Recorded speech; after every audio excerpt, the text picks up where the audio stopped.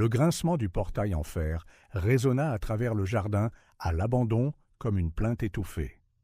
Antoine hésita, sa main encore agrippée au barreau rouillé qui tachait ses doigts d'une couleur de sang séché. Quelque chose n'allait fondamentalement pas dans cette maison qu'il connaissait depuis tant d'années. La pelouse, autrefois méticuleusement tondue par Bernard chaque samedi matin, ressemblait désormais à une petite jungle urbaine, avec des touffes d'herbes folles atteignant les genoux par endroits. Des jouets cassés jonchèrent le chemin de pierre menant à la porte, tels de dérisoires îlots de plastique dans une mer de verdure négligée. Une poupée manchotte le fixait de son unique œil restant, à moitié enfoui parmi les mauvaises herbes. Un camion de pompiers renversé avait perdu 2 roues et la majeure partie de sa peinture rouge, exposant le métal en dessous comme une plaie ouverte. La sonnette ne fonctionnait pas, un détail qu'Antoine trouva troublant, connaissant l'obsession de Bernard pour maintenir tout en ordre. Ses doigts tapotèrent contre le bois écaillé de la porte, envoyant un écho sourd à travers la maison. Le soleil de fin octobre filtrait paresseusement à travers les rideaux poussiéreux, créant des puits de lumière dorée qui dansaient dans l'air immobile, révélant des grains de poussière, dérivant comme de minuscules planètes dans une galaxie microscopique. Bernard, sa voix parut plus forte qu'il ne l'avait voulu dans le silence sépulcral de la maison, rebondissant sur les murs comme une intruse malvenue. Un bruit sourd à l'étage fit sursauter son cœur. Des pas rapides, trop légers pour appartenir à un adulte. Des chuchotements d'enfants se mêlaient au bruit de l'eau qui coule. Antoine prit une profonde inspiration et poussa la porte légèrement entr'ouverte. La scène qui s'offrit à lui à l'intérieur fut comme un coup de poing à l'estomac. L'entrée, autrefois décorée de photos de famille disposées en parfaite symétrie, n'affichait plus que des taches plus claires sur le mur, là où les cadres avaient coutume d'être. Quelques photos gisaient brisées sur le sol, recouvertes d'une fine couche de poussière, comme si personne n'avait eu le courage de ramasser les morceaux. L'escalier menant au 2e étage semblait plus raide que dans son souvenir, les marches gémissant sous ses pieds, comme pour protester contre son intrusion. Antoine monta lentement, guidé par les sons étouffés de l'eau et du mouvement. Le couloir à l'étage était plongé dans la pénombre, à l'exception d'un filet de lumière s'échappant de sous la porte de la salle de bain, une fissure dorée dans un monde d'ombre. « Plus vite, Chloé !» Papa a dit qu'on devait finir avant qu'il revienne. La voix de Camille, même en chuchotant, portait une urgence qui n'appartenait pas à une fillette de 6 ans. La porte s'ouvrit avant qu'Antoine ne puisse frapper, révélant une scène qui resterait à jamais gravée dans sa mémoire. 2 petites filles, à genoux sur le sol de la salle de bain, se figèrent comme des statues à sa vue, de petites brosses de nettoyage usées à la main. L'odeur suffocante des produits d'entretien lui brûla les yeux. Camille, l'aînée, avait ses cheveux bruns tirés en une queue de cheval improvisée, des mèches rebelles encadrant un visage d'un sérieux troublant pour ses 6 ans. Son t-shirt trop grand était trempé à l'ourlet et taché d'eau de javel. De minuscules coupures et égratignures marquaient ses bras nus comme une carte de bataille secrète. À côté d'elle, Chloé, qui venait à peine d'avoir 5 ans, serrait une brosse presque aussi grande qu'elle, comme si c'était un bouclier. Ses yeux verts, identiques à ceux de sa mère, étaient grands ouverts et fixés sur le visiteur inattendu. Ses genoux étaient rougis et meurtris par le sol froid, et la robe à fleurs qu'elle portait, un cadeau qu'Antoine reconnaissait de Noël dernier, était délavée et rapiécée à plusieurs endroits. « Tonton Antoine ?» Le murmure de Chloé trancha le silence comme une lame de rasoir, mais elle ne bougea pas, comme si ses petits pieds étaient collés au sol mouillé. Camille agrippa plus fort le manche de la brosse, ses jointures blanchissant, son corps tendu comme une corde de violon sur le point de se briser. La salle de bain elle-même était d'une propreté surréaliste, en contraste avec le reste de la maison. Le miroir brillait, les robinets luisaient, et chaque carreau semblait avoir été frotté jusqu'à la moindre trace de saleté. C'était une propreté obsessionnelle, méticuleuse, qui semblait impossible pour des enfants si jeunes. « Les filles ?» Antoine déglutit difficilement, ses yeux balayant l'environnement cliniquement propre, les petites mains rouges, les genoux marqués, les visages bien trop lasses pour leur âge. « Où est votre père » Camille se leva lentement, se positionnant entre Antoine et sa sœur dans un mouvement aussi subtil qu'instinctif. Ses yeux bruns, d'habitude si expressifs, semblaient maintenant distants, comme si elle regardait à travers lui. Papa est sorti. Sa voix était contrôlée, répétée, comme si elle avait pratiqué cette réponse de nombreuses fois. Il sera bientôt de retour. Un changement à peine perceptible traversa le visage de Chloé aux mots de sa sœur. Ses petits doigts s'agrippèrent à l'ourlet de la robe de Camille, un geste silencieux cherchant une protection qui serra le cœur d'Antoine. Un claquement de porte lointain au rez-de-chaussée fit sursauter les deux filles en parfaite synchronisation. Camille attrapa la main de sa sœur avec une rapidité qui parlait d'habitude, de routine, de peur partagée. « Camille ? Chloé ?» La voix de Bernard résonna dans le couloir, lourde d'une tension qu'Antoine n'y avait jamais entendue. « Vous avez bientôt fini ?» Antoine se tourna vers les escaliers, son corps bloquant instinctivement la vue sur la salle de bain, un réflexe protecteur qu'il ne réalisa même pas. Des pas lourds montaient, chaque marche plus lente que dans son souvenir. Dans le reflet embué du miroir, il vit Camille tirer Chloé en arrière, toutes deux se déplaçant dans une chorégraphie silencieuse et familière, comme une danse macabre, longuement répétée. Bernard apparut en haut des escaliers, des sacs de course froissés dans une main, des clés cliquetant encore dans l'autre. Son visage, plus émacié et pâle que dans le souvenir d'Antoine, se vida de sa couleur à la vue du visiteur inattendu.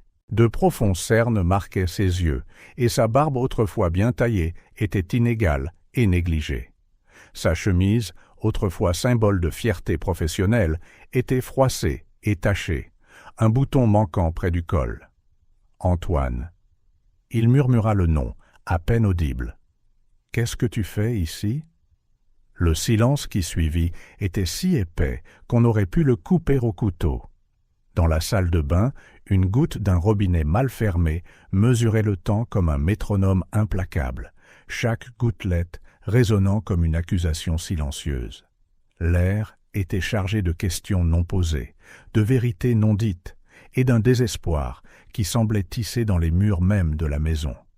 Antoine pouvait sentir le poids des yeux des filles sur son dos.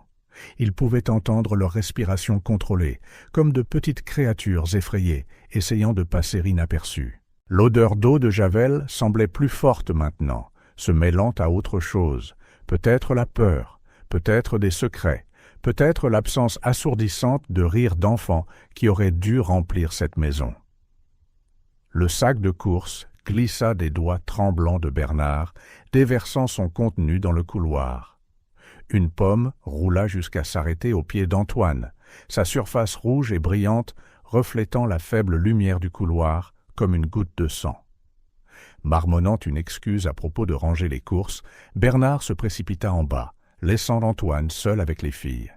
Le silence pesait dans le couloir étroit comme une couverture suffocante. « Et si vous me montriez vos jouets ?» Sa voix semblait trop enjouée, même à ses propres oreilles. Camille hésita, ses yeux sombres étudiant le visage de son oncle comme pour y chercher quelque chose.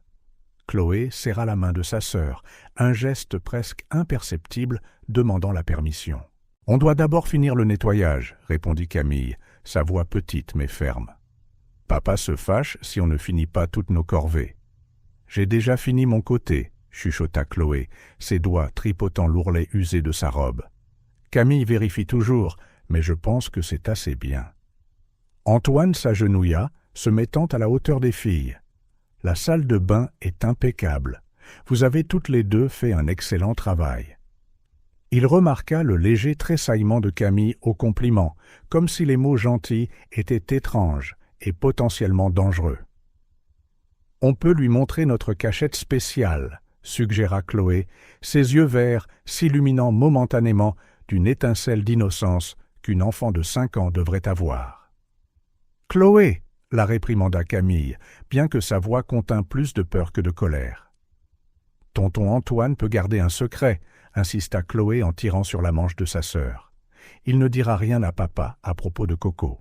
Camille se mordit la lèvre, une habitude nerveuse qui rappelait tellement sa mère à Antoine que son cœur se serra. Après un bref moment de délibération silencieuse, elle hocha la tête, presque imperceptiblement. Les filles le conduisirent à la chambre qu'elles partageaient, se déplaçant avec des pas délibérément doux sur le tapis usé. L'espace était étonnamment organisé pour une chambre d'enfant, avec une précision qui frisait le contre-nature. Les lits étaient parfaitement faits et les quelques jouets étaient alignés sur une étagère comme des soldats en formation. Chloé s'agenouilla à côté de son lit, soulevant délicatement une plainte légèrement descellée de la base. De la cachette improvisée, elle sortit un lapin en peluche usé, auquel il manquait un œil et qui était couvert de coutures amateurs. « Voici Coco », présenta-t-elle dans un murmure respectueux.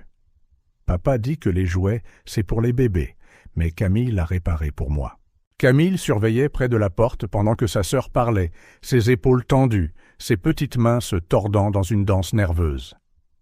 Parfois, continua Chloé en caressant la fourrure usée du lapin, quand papa passe une mauvaise journée, Coco me raconte des histoires pour que je ne pleure pas. Il est très courageux. Chloé aime inventer des histoires, l'interrompit rapidement Camille, un tremblement à peine perceptible dans sa voix. Les petits-enfants font ça. Antoine remarqua les légères ecchymoses sur les bras de Camille, partiellement cachés par le t-shirt trop grand. Elle tira le tissu vers le bas dans un geste automatique quand elle réalisa où il regardait. « Est-ce que Coco sait garder les secrets ?» demanda doucement Antoine, son cœur battant contre ses côtes. Chloé hocha la tête solennellement. « Il garde tous les secrets importants, comme quand papa casse des choses, ou quand... »« Chloé !» la coupa Camille, sa voix vive de panique. « Souviens-toi de ce que papa a dit sur le fait de trop parler. » Le visage de Chloé devint pâle, et elle serra le lapin contre sa poitrine. « Pardon, Camille, j'ai oublié. » Antoine se sentit mal à l'aise en assistant à l'échange de regards lourds de sens entre les deux filles, un langage silencieux, développé dans l'adversité. « Vous savez, commença-t-il en choisissant ses mots avec soin, « quand j'étais petit comme vous deux, j'avais aussi un ami spécial, un ours en peluche nommé Charlie, qui m'aidait quand je me sentais effrayé ou triste. » Camille le regarda avec une intensité troublante, comme si elle essayait de décider s'il était vraiment digne de confiance. Chloé, serrant toujours Coco, s'approcha un peu plus. « Coco dit que tu as l'air gentil, » murmura-t-elle, comme maman l'était. L'utilisation du passé fit grimacer Antoine. Isabelle était partie depuis 8 mois, emportée par un accident de voiture qui avait laissé bien plus que des cicatrices physiques. Maman savait toujours quand on avait besoin de câlins, continua Chloé, sa voix s'estompant en un murmure. Maintenant, on n'a plus que Coco. Et Camille, bien sûr. Camille s'assit sur le bord du lit, laissant Chloé se blottir contre elle. Le geste protecteur était à la fois touchant et dévastateur. Une fillette de 6 ans accablée de la responsabilité de prendre soin de sa sœur cadette. Parfois, parla Camille si doucement qu'Antoine dut se pencher. Quand les choses deviennent difficiles, on se cache ici. Chloé raconte des histoires à Coco et à moi. Elle s'arrêta, déglutissant. J'essaie d'être courageuse, comme l'était maman. Et tu es très courageuse, l'assura Antoine, notant comment elle essuya rapidement une larme du dos de sa main. Un bruit en bas les fit sursauter. Camille attrapa précipitamment Coco, le remettant dans sa cachette avec une efficacité exercée. « Ne le dis pas à papa, » supplia Chloé, ses grands yeux pleins de peur. « Il dit que les grandes filles n'ont pas besoin de jouets. »« On doit être forte et utile », ajouta Camille automatiquement, comme si elle récitait une leçon bien rodée. « Les filles utiles ne causent pas de problème. » Le bruit de pas dans l'escalier les fit se figer. Camille attira rapidement Chloé dans une position plus décontractée, attrapant un livre sur l'étagère et l'ouvrant à une page au hasard. « On est juste en train de lire, Tonton Antoine », dit-elle fort, clairement destinée à être entendue à travers la porte, comme de gentilles petites filles. Antoine sentit son cœur se briser en voyant comment elle se transformait instantanément, des masques de normalité glissant sur leurs jeunes visages avec une aisance déconcertante. Chloé força un sourire, bien que ses doigts tremblassent encore sur la page ouverte. L'ombre de Bernard passa devant la fente sous la porte, s'arrêtant un instant avant de continuer dans le couloir vers son bureau. Ce n'est que lorsque ses pas s'estompèrent que les filles se détendirent, ne serait-ce qu'un peu. « Tonton Antoine » murmura Chloé après un moment de silence tendu. « Coco veut savoir si tu reviendras nous voir. » Camille ne dit rien, mais ses yeux rencontrèrent ceux d'Antoine avec un poids qu'aucun enfant ne devrait porter, un mélange d'espoir et de peur, de supplication et de résignation. « Bien sûr que je reviendrai, » promit-il, sa voix rauque d'émotion contenue. « Et vous pouvez compter sur moi pour garder les secrets de Coco. » Un petit sourire, le premier authentique qu'il voyait de l'après-midi, apparut sur le visage de Chloé. Camille resta sérieuse, mais quelque chose dans sa posture se détendit, un tout petit peu, comme si une fraction du fardeau qu'elle portait avait été partagée. Antoine revint le lendemain, un sac discret de biscuits caché dans la poche de son manteau. Il trouva les filles dans le jardin, balayant les feuilles mortes avec des balais plus grands qu'elles. Camille s'arrêta en plein mouvement en le voyant, ses mains se resserrant sur le manche du balai. « Papa est au travail », l'informa-t-elle, ses yeux vérifiant la rue vide. Chloé laissa tomber son balai, un sourire hésitant illuminant son visage. « Coco a dit que tu reviendrais. » Ils s'assirent sur les marches du porche, partageant les biscuits avec la prudence de ceux qui savourent un trésor rare. Antoine remarqua comment Camille en glissa soigneusement quelques-uns dans sa poche, probablement pour les garder pour plus tard. « Comment s'est passée votre journée ?» demanda-t-il, observant comment Chloé se rapprochait inconsciemment de sa sœur chaque fois qu'une voiture passait. « C'était une bonne journée, » répondit automatiquement Camille. « On a fait toutes nos corvées. »« Et papa n'a rien cassé hier soir, » ajouta Chloé à voix basse, des miettes de biscuits tombant sur sa robe. Il est juste resté dans son bureau avec cette odeur affreuse. Camille lança un regard d'avertissement à sa sœur, mais Antoine avait déjà compris. Quelle odeur affreuse! Cette odeur de la bouteille brune, expliqua Chloé avec son innocence déchirante. Ça rend papa différent. Parfois, il pleure et parle à la photo de maman. D'autres fois... Chloé! L'interrompit Camille, la voix tremblante. Antoine posa doucement une main sur celle de Camille. « C'est bon, vous pouvez me parler des différentes humeurs de papa. » Camille déglutit difficilement, les yeux fixés sur les feuilles non balayées. « Certains jours, il est triste.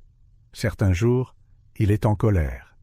Et il y a des jours... » Elle fit une pause, prenant une profonde inspiration. « Des jours où il ne semble même pas être notre père. »« Comme mardi, » chuchota Chloé, quand il a cassé toutes les assiettes. « Vous avez eu peur ?» demanda doucement Antoine. Camille secoua la tête. « On ne peut pas avoir peur. On doit être forte et utile. Et puis, nettoyer après. »« Camille m'a caché dans le placard, » continua Chloé, ses doigts jouant avec l'ourlet de sa robe.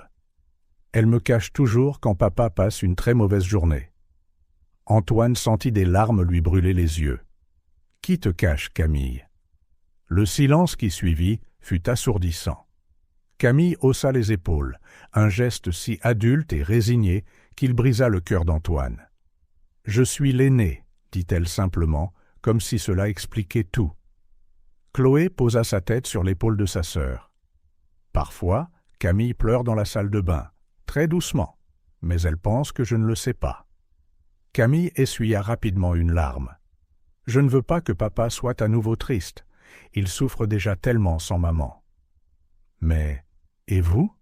demanda Antoine, la voix épaisse d'émotion. « Elle vous manque aussi. »« On ne peut pas, » murmura Camille. « Si on pleure, papa se fâche. Il dit qu'il a déjà trop de problèmes. »« Hier, » commença Chloé, la voix légèrement tremblante, « j'ai renversé du lait par terre. Papa est devenu tout rouge, comme il le fait les mauvais jours. Mais Camille a dit que c'était elle qui l'avait renversé. » Antoine regarda la légère ecchymose sur le bras de Camille avec une nouvelle compréhension. Elle tira sa manche vers le bas, évitant son regard. « Vous savez, rien de tout cela n'est de votre faute, n'est-ce pas ?» Les filles échangèrent des regards incertains. De toute évidence, l'idée ne leur était jamais venue à l'esprit. « Mais si nous étions plus prudentes ?» commença Camille. « Non !» la coupa fermement Antoine. « Aucun enfant ne devrait avoir à être aussi prudent dans sa propre maison. » Un bruit de moteur de voiture les fit sursauter tous les trois. Camille se leva rapidement, tirant Chloé avec elle. « On doit finir les feuilles avant que papa ne revienne, » dit-elle, la peur évidente dans sa voix. « S'il te plaît, ne lui dis pas qu'on s'est arrêté. » Antoine regarda les deux petites retourner à leur travail, leurs petites silhouettes courbées sur ces balais surdimensionnés. Son esprit formait déjà un plan. Il avait besoin d'aide professionnelle, de documentation, de preuves. Il devait agir vite, mais prudemment. Tonton Antoine appela Chloé alors qu'il s'apprêtait à partir. « Coco a dit que tu es différent des autres adultes qui viennent parfois. »« Différent comment ?»« Tu nous regardes, » répondit tranquillement Camille. « Tu nous regardes vraiment. » Antoine sentit sa poitrine se serrer. « Je promets que je continuerai à regarder et que je ferai quelque chose à propos de ce que je vois. » Les filles ne répondirent pas, mais quelque chose changea dans leurs yeux, une petite étincelle qui aurait pu être de l'espoir. Pendant 3 jours, Antoine observa la maison discrètement, notant des schémas dans un petit carnet noir. Bernard partait à 7h15, criant toujours des instructions de dernière minute à travers la porte. Les rideaux restaient tirés jusqu'à son départ, moment auquel Camille les ouvrait soigneusement, laissant entrer de timides bandes de lumière dans la maison. Le téléphone ne sonnait jamais. Le facteur passait sans s'arrêter. Aucun visiteur, à l'exception du livreur de boissons qui se présentait 2 fois par semaine, transportant des caisses brunes vers le bureau à l'arrière de la maison. Ce matin-là, Antoine se gara plus loin et attendit que Bernard parte. Il trouva les filles en train de nettoyer les fenêtres quand il s'approcha, Camille vacillant dangereusement sur une chaise. « Vous recevez parfois des visiteurs ?» demanda-t-il nonchalamment en l'aidant à descendre. « Plus maintenant » répondit Camille en essorant le chiffon humide. « Papa dit que les gens ne comprennent pas notre situation spéciale. »« Tante Sylvie a essayé de venir une fois, » ajouta Chloé, frottant la partie inférieure de la fenêtre. Papa s'est mis très en colère. Il a dit qu'elle voulait nous emmener loin de lui. Camille frissonna au souvenir. Il a verrouillé toutes les portes après ça. Et il a débranché le téléphone parce qu'il disait que les gens n'appellent que pour causer des problèmes. Antoine prit une note mentale. Sylvie, la sœur d'Isabelle, avait tenté de tirer la sonnette d'alarme des mois plus tôt. Personne ne l'avait cru. « Et l'école ?» demanda-t-il, remarquant comment les filles échangèrent des regards. « Papa nous fait l'école à la maison maintenant », expliqua Camille. « Il dit que c'est plus sûr, que les professeurs posèrent trop de questions. »« Comme quand mademoiselle Peters a vu mon bras contusionné », murmura Chloé. « Papa s'est tellement fâché qu'on a dû changer d'école. Après ça, il a décidé que c'était mieux si on restait à la maison. » Camille changea rapidement de sujet, ses yeux vérifiant constamment l'horloge. « On doit finir avant le déjeuner. Papa appelle pour vérifier si on suit le programme. » Antoine remarqua les feuilles de papier scotchées au réfrigérateur. Des listes méticuleuses de corvées, des horaires rigides, des règles sans fin écrites de la main inégale de Bernard. Règles de la maison. Les filles serviables sont silencieuses. Les corvées d'abord, toujours. Ne pas répondre à la porte ou au téléphone. Ne pas parler des affaires de famille. Garder la maison impeccable. Ne pas déranger papa dans le bureau. Pas de pleurs. Pas de plaintes. Pas de bruit. Ne pas mentionner maman. Il vérifie chaque point, expliqua Camille, remarquant le regard d'Antoine. S'il y a quelque chose qui n'est pas parfait. « Est-ce qu'il crie ?» demanda doucement Antoine. « Parfois, » répondit Chloé. D'autres fois, il devient très silencieux, ce qui est pire. Il dit qu'on est ingrate, qu'il fait tout pour nous, qu'on finira seul si on n'apprend pas. Il mentionne maman dans ces moments-là, ajouta Camille, sa voix à peine un murmure. Il dit qu'elle nous a abandonnés, que seul lui se soucie vraiment. Antoine sentit son estomac se nouer. Le schéma classique d'isolement et de manipulation émotionnelle devenait plus clair à chaque révélation. « Hier, il a déchiré mon dessin, continua Chloé, des larmes silencieuses coulant sur ses joues. J'avais dessiné maman avec des ailes d'ange, mais il a dit qu'on ne devrait pas penser à elle, que ça lui faisait trop de mal. Camille serra sa sœur dans ses bras. Il a pleuré après ça. Il a dit qu'il était désolé. Il dit toujours désolé. Il dit qu'il veut juste nous protéger du mauvais monde extérieur. Vous le croyez ? Un lourd silence. Parfois, admit Camille, quand il est sobre et gentil, il ressemble à notre ancien père. Il raconte des histoires, fait des promesses. Sa voix s'éteignit. Mais ensuite, l'odeur de la bouteille brune revient, et tout change. Antoine documenta discrètement les ecchymoses visibles sur son téléphone pendant que les filles travaillaient. Il photographia les règles, le placard à liqueur verrouillé, les médicaments sur ordonnance dans la salle de bain. Une assistante sociale est venue une fois, remarqua Camille, alors qu'elle rangeait les produits de nettoyage. Papa a répété avec nous pendant des jours ce que nous devions dire, comment sourire, comment avoir l'air heureuse. Il a dit qu'il nous emmènerait si nous n'étions pas convaincantes, termina Chloé. Que nous ne le reverrions jamais. L'avez-vous cru ? On ne savait pas ce qui était vrai, répondit Camille. On ne le sait toujours pas parfois. Pourtant, quand il est vraiment en colère, on aimerait que quelqu'un nous emmène. D'autres fois, on a peur, conclut simplement Chloé. Antoine regarda comment elle se déplaçait dans la maison, toujours en alerte, toujours en synchronisation, toujours prête à plaire ou à se cacher. Leur traumatisme était gravé dans chaque geste, chaque regard prudent, chaque silence étudié. « Il dit que personne ne nous croira », murmura Camille en rangeant le dernier produit de nettoyage. « Nous ne sommes que des enfants. C'est un père dévoué qui a perdu sa femme. »« Je vous crois », dit fermement Antoine, ses notes formant déjà un dossier substantiel. « Et je vais faire en sorte que d'autres vous croient aussi. » Les filles ne répondirent pas, mais pour la première fois depuis qu'il avait commencé à leur rendre visite, elles ne vérifièrent pas l'horloge de manière obsessionnelle.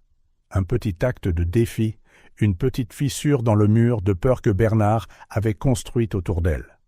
Antoine savait qu'il devait agir bientôt. Chaque jour dans cette maison était un jour de plus de dommages psychologiques, de normalisation de l'absurde, de petits morceaux d'enfance qui mouraient.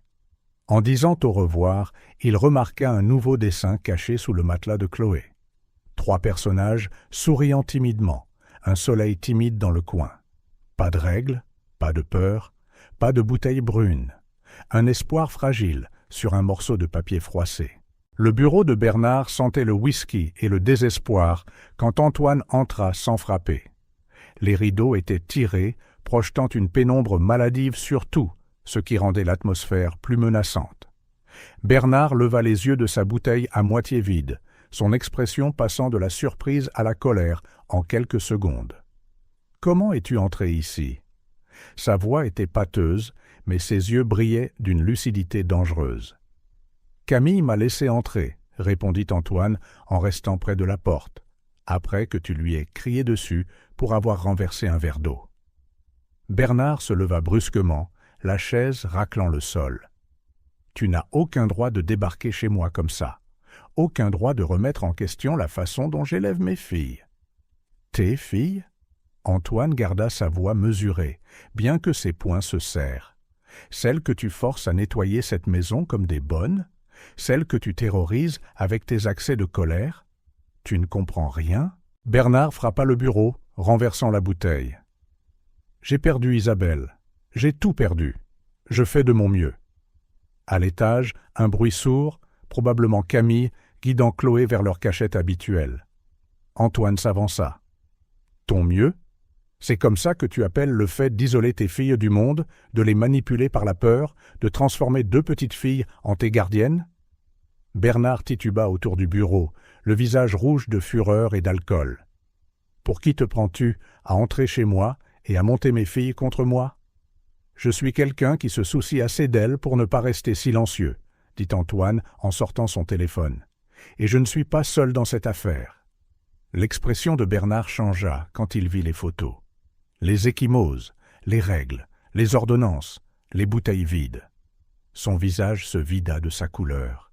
« Tu ne peux rien prouver, » murmura-t-il, mais il y avait de la peur dans sa voix maintenant. « Je suis un père dévoué, tout le monde le sait.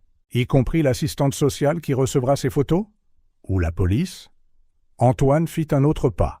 « Ou Sylvie, qui a essayé d'avertir tout le monde il y a des mois? » Sylvie? Bernard cracha le nom comme du venin. « Cette fouineuse qui a essayé de me voler mes filles. Elle a essayé de les sauver, tout comme j'essaie de le faire maintenant. » Bernard bougea avec une vitesse surprenante pour quelqu'un d'aussi ivre, attrapant Antoine par le col de sa chemise. « Tu ne me les prendras pas.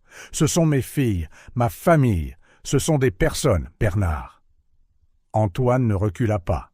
« Pas ta propriété, pas tes esclaves, pas tes victimes. Tais-toi !» rugit Bernard en poussant Antoine contre le mur. Des bruits de pas au-dessus de leur tête signalèrent que les filles avaient entendu, faisant faire une pause aux deux hommes. « Papa ?» La voix de Chloé tremblait. « Tout va bien ?»« Retourne dans ta chambre, ma chérie » appela Bernard, forçant un ton mielleux. « Papa est juste en train de parler à tonton Antoine. » Antoine profita de la distraction pour se libérer. « Parler ? C'est comme ça que tu appelles tes crises de violence ? Comment appelles-tu ce que tu fais à tes filles ? » « J'aime mes filles, » Bernard tituba. « Je fais tout pour elles, je les protège du monde. » « Non, Bernard, tu te protèges toi-même. Tu les utilises pour éviter d'affronter ta propre douleur, ta culpabilité, ton incapacité à faire face à la perte d'Isabelle. La mention du nom de sa femme agit comme un déclencheur. » Bernard se jeta à nouveau en avant, mais cette fois, Antoine était prêt. Il continuait d'enregistrer sur son téléphone, capturant la rage sauvage de Bernard, ses menaces, l'odeur d'alcool. « J'ai déjà prévenu les autorités », l'informa Antoine en gardant ses distances. « J'ai des semaines d'enregistrement, les déclarations des filles, des photos, des vidéos, les dossiers médicaux que Sylvie a gardés. »« Tu ne peux pas faire ça », murmura Bernard, toute combativité s'écoulant de son corps. Il s'affaissa lourdement dans le fauteuil. « Elles sont tout ce qui me reste. »« C'est pourquoi tu as besoin d'aide », adoucit le ton d'Antoine. « Tu les détruis, Bernard. Tu te détruis toi-même. » Des pas dans l'escalier firent se retourner les deux hommes. Camille se tenait dans l'embrasure de la porte du bureau, pâle mais résolue. Chloé se cachait derrière elle, serrant Coco. « Ne fais pas de mal à tonton Antoine » plaida Camille, sa petite voix ferme. « S'il te plaît, papa. » Bernard se couvrit le visage de ses mains, des sanglots secouant ses épaules. « Je suis désolé. Je suis désolé. » Antoine se plaça entre Bernard et les filles. « Allez dans votre chambre, préparez un petit sac avec l'essentiel, d'accord ? On va rester chez tante Sylvie quelques jours. »« Non ?» Bernard se leva en titubant. « Tu ne peux pas les emmener. Tu ne peux pas me laisser. » Des sirènes déchirèrent le silence de la nuit, des lumières rouges et bleues, vacillant sur les murs à travers les fentes des rideaux. « Police ?» appela une voix autoritaire de l'extérieur. « Ouvrez la porte !» Camille serra la main de Chloé, des larmes coulant silencieusement sur ses joues. Bernard regarda de ses filles à Antoine, sa colère remplacée par une dévastation absolue. « Je voulais juste les protéger, » murmura-t-il en s'effondrant à nouveau dans son fauteuil.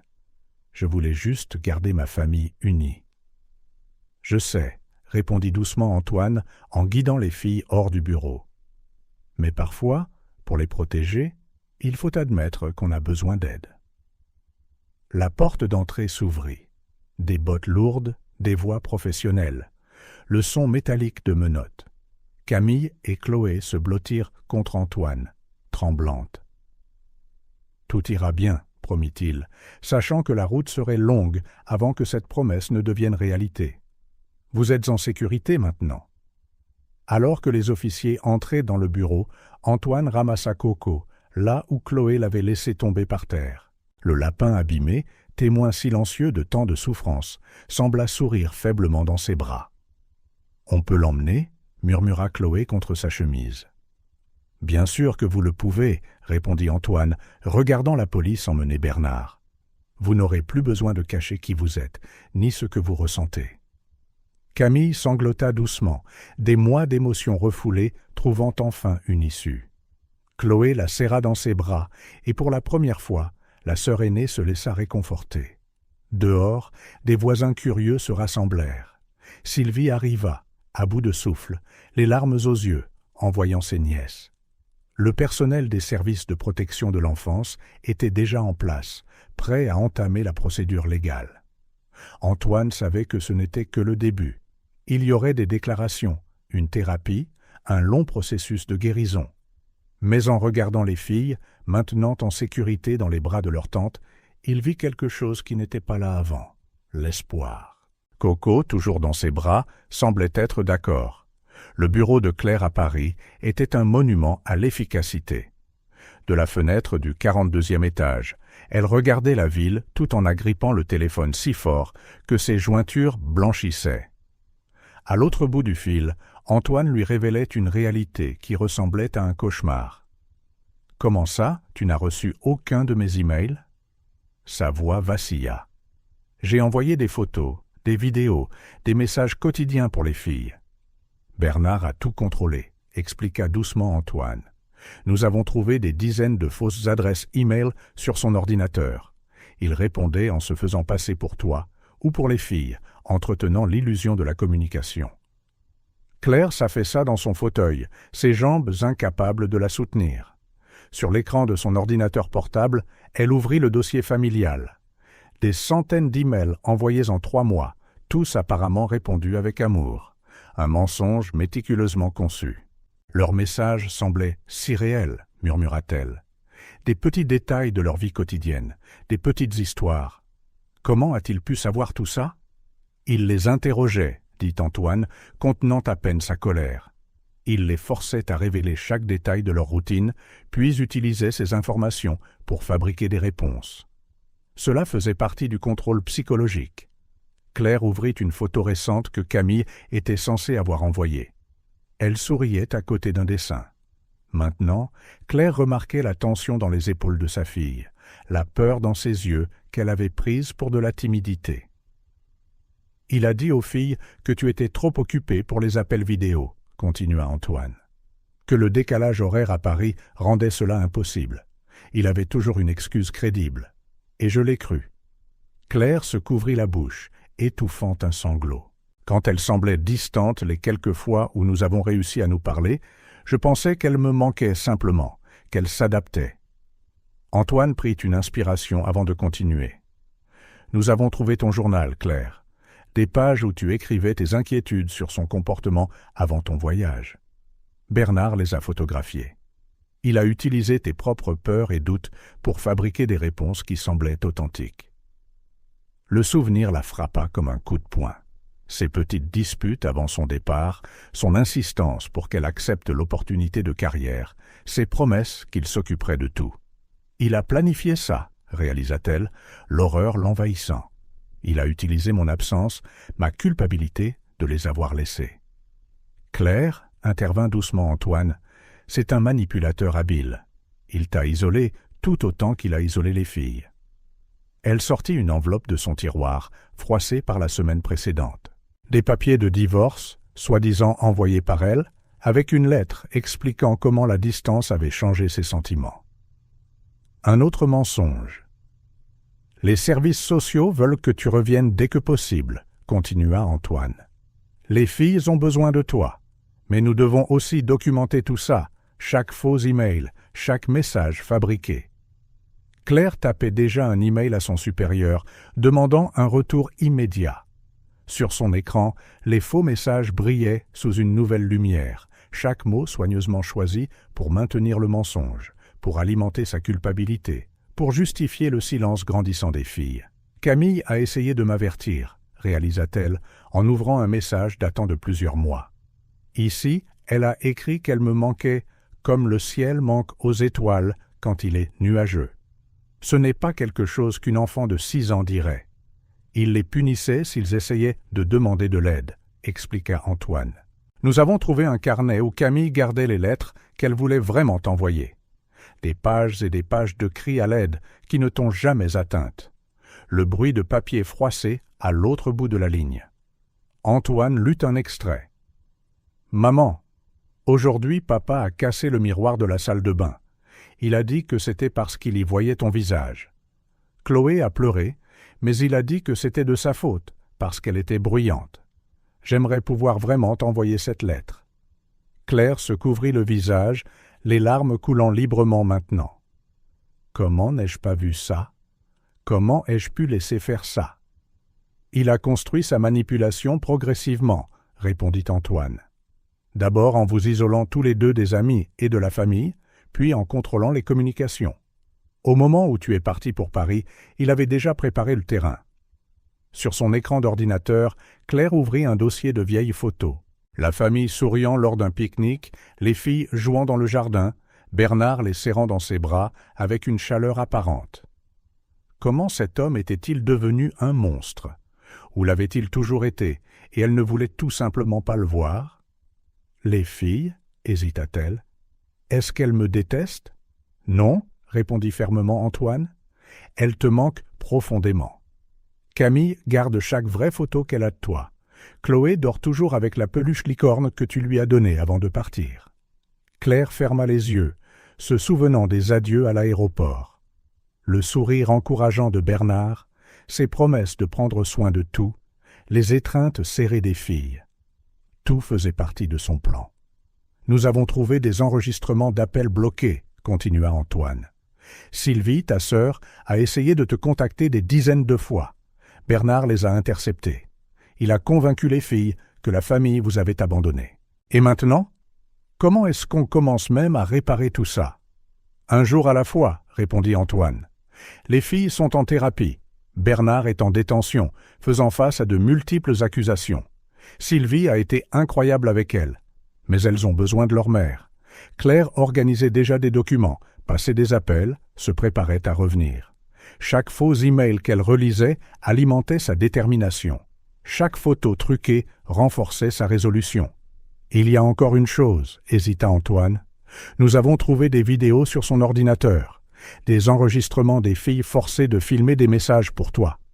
Il les faisait répéter jusqu'à ce qu'elles aient l'air assez heureuses. » Claire faillit laisser tomber son ordinateur portable en se levant brusquement. Dehors, par la fenêtre, la ville bourdonnait, inconsciente du monde qui s'effondrait au 42e étage. « Je prends le premier vol disponible, » déclara-t-elle, sa voix trouvant de la force dans la colère. « Et Antoine? Merci. Merci d'avoir été celui que j'aurais dû être, d'avoir remarqué que quelque chose n'allait pas. »« Tu as été une victime aussi, Claire, » répondit-il doucement.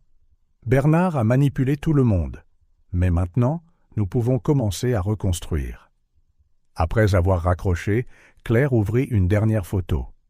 Toute la famille, souriante, avant que tout ne s'effondre.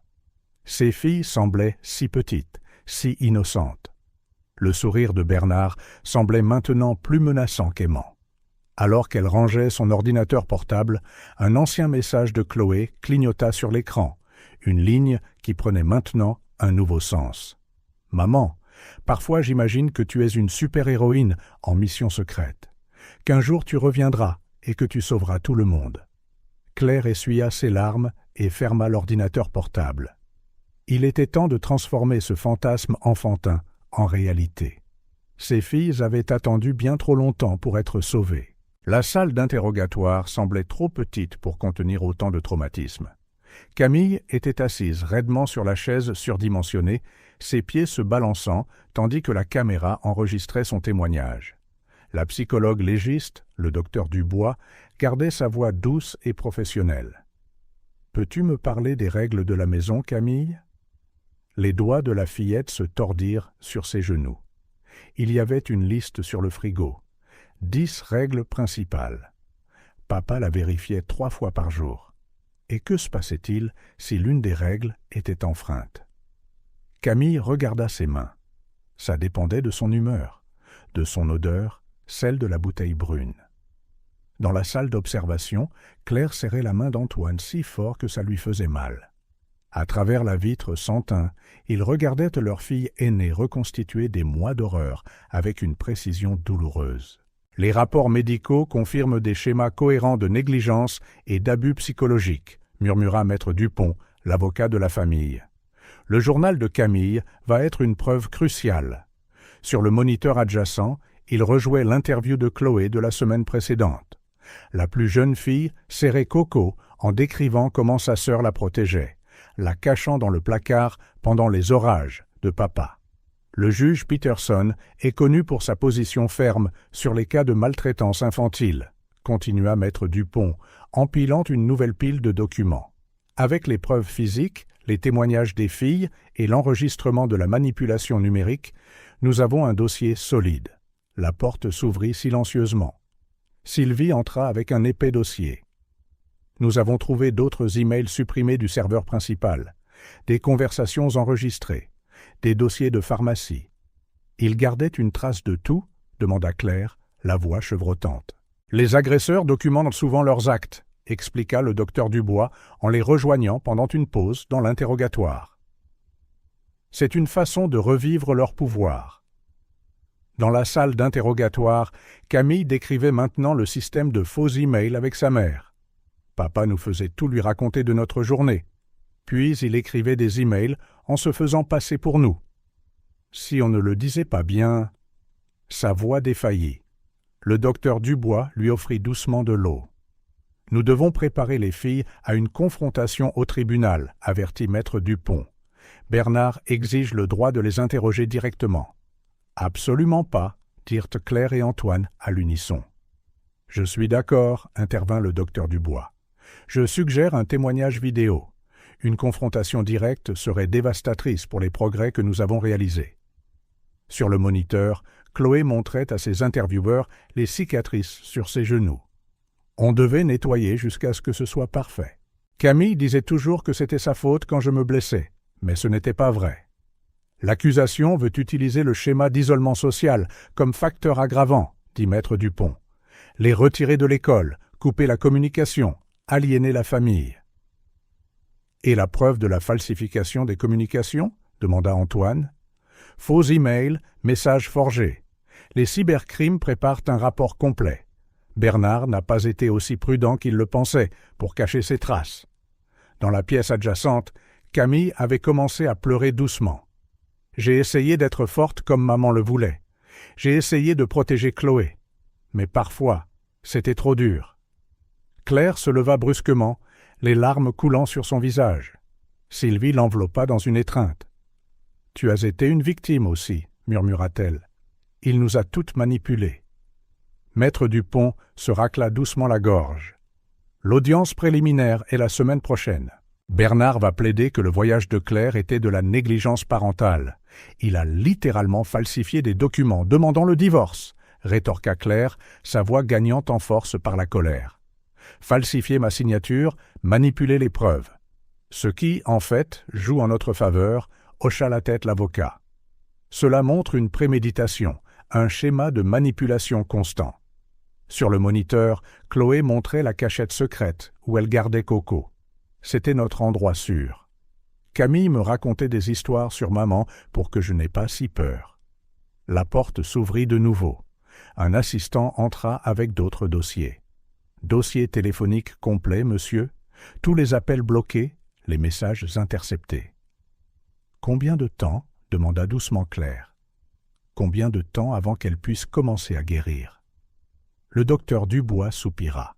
« Le traumatisme infantile est complexe, mais elles ont quelque chose de crucial, un vrai soutien familial, un amour inconditionnel. Maintenant, elles ont la sécurité pour commencer à traiter. » Dans la salle d'interrogatoire, Camille avait retrouvé un moment de calme. « Je veux que d'autres enfants sachent que ce n'est pas de leur faute. Parfois, les adultes font de mauvaises choses, mais ce n'est pas parce que nous le méritons. » Claire se couvrit la bouche, étouffant un sanglot. « Elle insiste pour témoigner, » dit doucement maître Dupont. « Elle veut regarder son père dans les yeux et prouver qu'elle n'a plus peur. Elle ne sera pas seule, » déclara fermement Antoine. « Aucune d'elles n'est plus seule. » Le reste de l'après-midi se passa dans un brouillard de documents juridiques, de réunions de stratégie et de rapports psychologiques.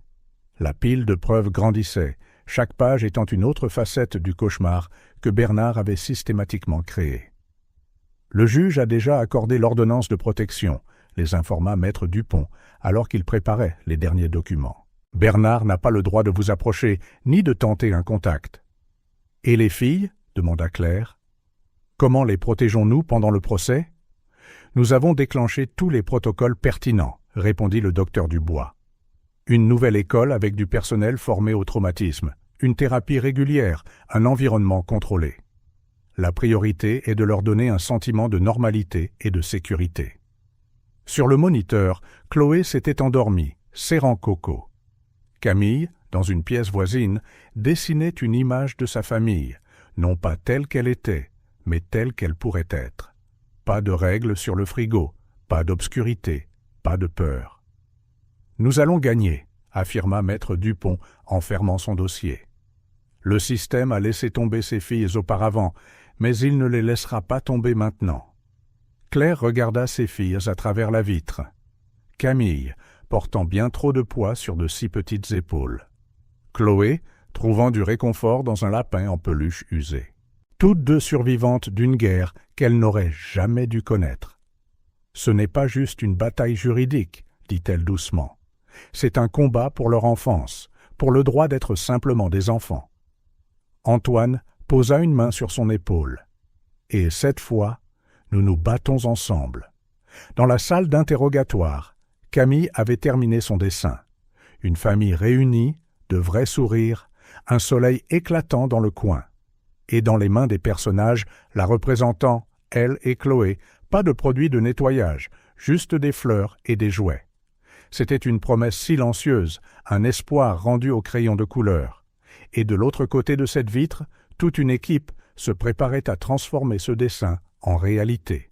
Le bureau du docteur Dubois n'était éclairé que par la douce lueur d'une lampe de bureau quand Antoine arriva avec les dernières découvertes. Sur la table, une pile de carnets trouvés dans un faux panneau de placard dans la maison de Bernard révélait une histoire méticuleuse de cruauté calculée. « Il a tout documenté, » dit Antoine, la voix rauque comme un projet de manipulation sociale malsain.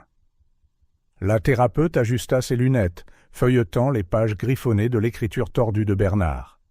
Des notes détaillées sur chaque moment de discipline, chaque manipulation psychologique, chaque morceau d'enfance volé. « 15 mars, lut-elle doucement.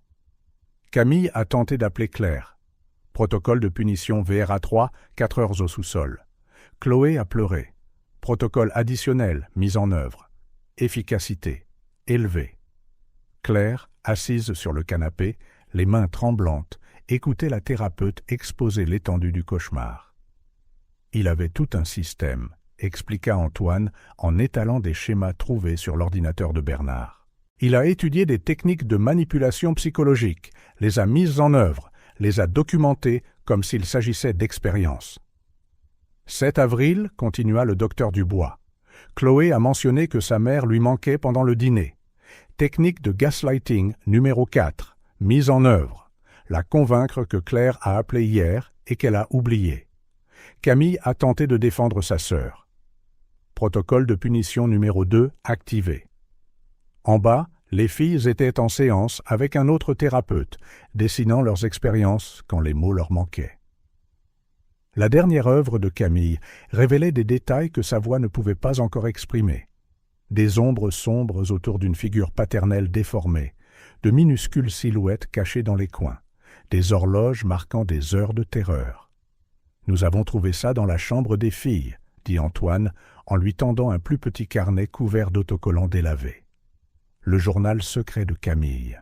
Claire l'ouvrit avec des mains tremblantes, reconnaissant l'écriture soignée de sa fille. « Cher journal, aujourd'hui papa a cassé le téléphone de Chloé parce qu'il jouait la chanson de maman.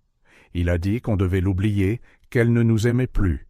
Chloé a beaucoup pleuré, alors j'ai dû être forte pour nous deux, comme toujours. Parfois, quand il boit dans cette bouteille brune, il parle à la photo de maman. Il crie qu'elle a ruiné notre famille. Puis il pleure et s'excuse, promet qu'il va changer. Mais il ne change jamais. J'ai de nouveau caché Chloé dans le placard aujourd'hui. Elle s'améliore pour rester silencieuse, mais je déteste la voir comme ça. Les enfants devraient pouvoir rire, non? C'est ce que notre maîtresse a dit une fois, avant que papa nous retire de l'école. Le docteur Dubois prit des notes rapides pendant que Claire lisait le journal, des larmes silencieuses tachant les pages. Le niveau de conscience de Camille est extraordinaire, commenta la thérapeute. Elle a développé des mécanismes de survie incroyablement sophistiqués pour son âge. Au prix de son enfance, marmonna amèrement Antoine. Les pages suivantes révélaient un catalogue sans cesse croissant d'horreurs quotidiennes, écrites du point de vue unique d'un enfant essayant de donner un sens à l'insensé. Papa a verrouillé toutes les fenêtres aujourd'hui. Il a dit que le monde extérieur veut nous faire du mal, que seul lui peut nous protéger. Mais qui nous protège de lui? Chloé a posé des questions sur tante Sylvie hier. Papa s'est tellement fâché qu'il a cassé le cadre photo de la famille. J'ai dû nettoyer les éclats pendant qu'il criait sur les traîtres et les mensonges. Chloé avait si peur qu'elle a fait pipi au lit. J'ai réussi à laver les draps avant qu'ils ne s'en aperçoivent. Aujourd'hui, j'ai trouvé une vieille photo de maman souriante. Je l'ai cachée sous mon matelas, mais papa l'a trouvée lors de son inspection. Il l'a déchirée devant moi en disant qu'on devait apprendre à vivre sans elle. Chloé a pleuré, alors il l'a punie dans le sous-sol sombre. Je lui ai chanté des chansons à travers la porte jusqu'à ce qu'elle s'endorme. Antoine tendit une clé USB à la thérapeute. Les vidéos sont pires. Il a enregistré des sessions disciplinaires comme des études de cas. Sur l'écran de l'ordinateur, des images granuleuses montraient Bernard forçant les filles à filmer des messages artificiellement joyeux pour leur mère, prise après prise, jusqu'à ce qu'elles soient assez convaincantes. Nous avons besoin que le jury voie l'étendue de ce conditionnement psychologique, dit le docteur Dubois, mettant en pause un clip particulièrement dérangeant. Comment il a transformé l'amour en arme, la sécurité en emprisonnement. Camille a déjà accepté de témoigner, nota Antoine. Elle a dit qu'elle voulait le regarder dans les yeux et lui montrer qu'elle n'a plus peur. Et Chloé? Elle ne peut pas encore tout raconter, répondit Claire en fermant le journal. Mais ses dessins? Elles étalèrent les récentes œuvres de Chloé sur la table. Page après page de personnages sans bouche, de maisons sans porte, de soleil noir dans des ciels vides. Et dans chaque coin, le même petit lapin en peluche, Coco, veillant sur tout. Le seul témoin silencieux de son traumatisme. Ce qui est le plus préoccupant, souligna le docteur Dubois en montrant une série de notes de Bernard, c'est la façon dont il a utilisé l'amour des filles, l'une pour l'autre. Menacer Chloé pour contrôler Camille, exploiter son instinct de protection comme un outil de manipulation. Et ça a marché, ajouta amèrement Antoine. Camille a pris chaque blâme, chaque punition, en essayant de protéger sa sœur. En bas, ils entendirent Chloé commencer à pleurer pendant sa séance. Le chant doux de Camille traversa le plafond, une berceuse qu'Isabelle avait autrefois utilisée, maintenant un outil de survie. « Le procès commence la semaine prochaine », leur rappela Antoine. « Comment préparons-nous les filles à affronter tout cela en public ?» Le docteur Dubois prit une profonde inspiration. « Camille est plus prête que nous ne le pensons. Elle a gardé des preuves pendant des mois, des dessins, des notes, même des enregistrements audio cachés dans son ours en peluche. C'est comme si elle savait qu'on aurait besoin de tout prouver un jour. Et Chloé? Elle a Coco, sourit doucement la thérapeute. Cela peut sembler simple, mais ce lapin représente son premier véritable acte de rébellion. Un secret qu'elle et Camille ont gardé de Bernard. Une connexion à qui elles sont vraiment, au-delà de la peur. Claire se tenait près de la fenêtre où le soleil se couchait dans des teintes douces qui semblaient incongrues avec les révélations de la journée. « Comment reconstruire à partir de là ?» demanda-t-elle, la voix brisée. « Comment les aidons-nous à redevenir des enfants ?»« Un jour à la fois », répondit Antoine en la rejoignant. « Et cette fois, elles ont tout le soutien dont elles ont besoin. » En bas, Camille avait commencé à chanter une nouvelle chanson. Pas une berceuse, mais quelque chose de plus entraînant. La voix de Chloé se joignit à elle, timidement, gagnant en confiance. C'était un petit moment de victoire. 2 sœurs redécouvrant leur voix, leur courage, leur capacité à trouver de la joie, malgré tout. Elles sont plus fortes que Bernard ne l'a jamais imaginé, remarqua le docteur Dubois en rassemblant les dossiers pour le tribunal. Il a essayé de briser leur esprit, mais il n'a fait que renforcer le lien entre elles. Antoine hocha la tête, se souvenant du premier jour où il les avait vues dans la salle de bain, si effrayées, si contrôlées. Maintenant, même si elles avaient encore un long chemin à parcourir, il y avait une étincelle d'espoir dans leurs yeux, une compréhension croissante que le cauchemar était vraiment en train de se terminer. « Le procès sera difficile, admit-il, mais elles ne sont plus seules dans ce combat. » Claire essuya ses larmes, redressant ses épaules. En bas, les filles continuaient de chanter, leur voix plus forte, plus libre, résonnant dans la maison comme un hymne à la libération. Le taxi s'arrêta devant la maison à 3h47 du matin. Claire sauta dehors, laissant ses bagages sur le trottoir alors qu'elle courait vers la porte. Antoine attendait sur le porche, son visage sombre sous la faible lumière. « Où sont mes filles ?» Sa voix tremblait. « Elles sont avec Sylvie. Elles sont en sécurité. » Claire tituba, s'appuyant contre le mur. Le jardin négligé, les fenêtres sombres, le silence oppressant, tout criait que quelque chose n'allait terriblement pas. « Je dois les voir maintenant, » insista-t-elle, se retournant déjà vers le taxi. Antoine la retint doucement par le bras. « D'abord, tu dois voir quelque chose. » À l'intérieur, la maison était un musée d'horreur quotidienne. Antoine la guida méthodiquement, éclairant chaque preuve avec une lampe de poche. La liste des règles sur le frigo, les produits de nettoyage stockés sous l'évier, les taches d'eau de javel sur le sol de la salle de bain. « Non, » murmura Claire, touchant les marques de petits genoux sur les carreaux. « Non, non, non. » Dans la chambre des filles, Antoine ouvrit le placard. Des vêtements méticuleusement rangés par couleur et par taille, tous montrant des signes d'usure excessive et de réparations amateurs. Camille cousait les robes de Chloé, expliqua-t-il doucement, pour qu'elle ne dérange pas Bernard en demandant de nouveaux vêtements. Claire attrapa un t-shirt sur l'étagère, le pressant contre son visage. Il sentait encore ses filles, un mélange de leur odeur et de produits de nettoyage. Pourquoi ne m'ont-elles rien dit? Sa voix se brisa. Comment personne n'a-t-il vu? Antoine alluma la lumière de la chambre, révélant des détails encore plus dévastateurs. Des dessins cachés sous le matelas, le journal secret de Camille, des marques de griffures sur le cadre de la porte, où de petits doigts s'étaient agrippés pendant les sessions disciplinaires. Bernard a intercepté toutes les communications, expliqua-t-il en lui tendant un dossier. Ce sont les vrais emails des filles, ceux qu'il ne t'a jamais laissés voir. Claire s'effondra sur le lit de Camille, les mains tremblantes en ouvrant la première page. « Maman, aujourd'hui papa a cassé le téléphone parce que j'ai joué notre chanson. Il a dit que tu ne nous aimes plus, mais je sais que ce n'est pas vrai.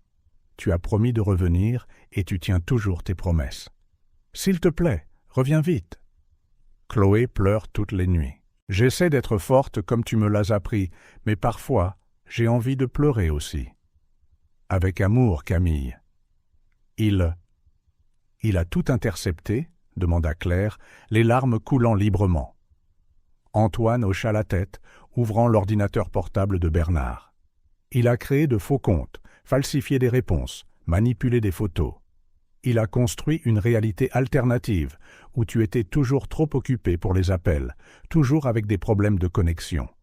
Les preuves s'accumulaient, des journaux d'appels bloqués, des emails supprimés, des messages modifiés. Une toile de mensonges méticuleusement tissée pour isoler la mère de ses filles. Il les punissait s'ils essayaient de te contacter directement, continua Antoine. Camille a développé un code dans les lettres qu'elle a réussi à envoyer. De minuscules signaux qu'elle espérait que tu remarquerais. Claire relut de vieux messages avec une nouvelle compréhension. Des phrases étranges, des appels à l'aide voilés, des détails qui semblaient déplacés. Comment avait-elle pu manquer ça? « Montre-moi » exigea-t-elle, sa voix se durcissant de colère. « Montre-moi tout. » Antoine hésita. « Claire, j'ai besoin de savoir. J'ai besoin de comprendre ce que j'ai laissé arriver à mes filles. » Les heures suivantes furent une descente aux enfers. Antoine révéla chaque détail documenté. Les punitions systématiques, l'isolement progressif, la manipulation psychologique constante. Claire oscillait entre des sanglots dévastateurs et un silence choqué. Camille protégeait Chloé, expliqua Antoine alors qu'il montait au grenier. Elle prenait le blâme, acceptait les punitions, la gardait cachée pendant les pires crises de Bernard. Dans le grenier, ils trouvèrent d'autres preuves, des bouteilles vides cachées, des médicaments sur ordonnance, un système de surveillance élaboré. Bernard avait surveillé chaque mouvement des filles, chaque tentative de communication, chaque petit acte de défi.